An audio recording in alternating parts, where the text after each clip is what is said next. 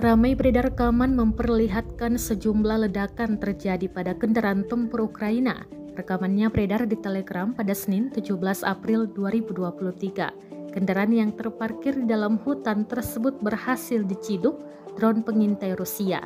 Dalam keterangan unggahan disebutkan, pasukan terjun payung Rusia membakar peralatan angkatan bersenjata Ukraina, mengubah tempat konsentrasi musuh menjadi tempat penyebaran kepanikannya. Serangan disebut tepat mengenai sasaran. Beruntung tak ada korban jiwa dalam insiden ini, namun tidak dirincikan lokasi serangan kali ini. Peperangan antara Rusia dan Ukraina masih terus berlangsung. Saat ini keduanya memfokuskan serangan di wilayah timur.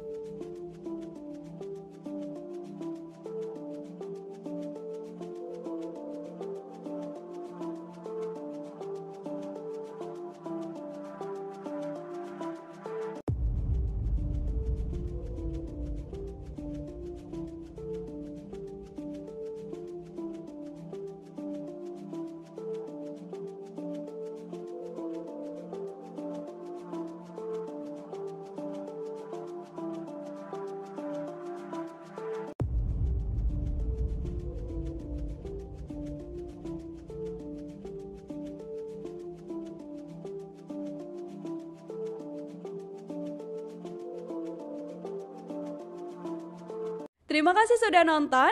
Jangan lupa like, subscribe, dan share ya.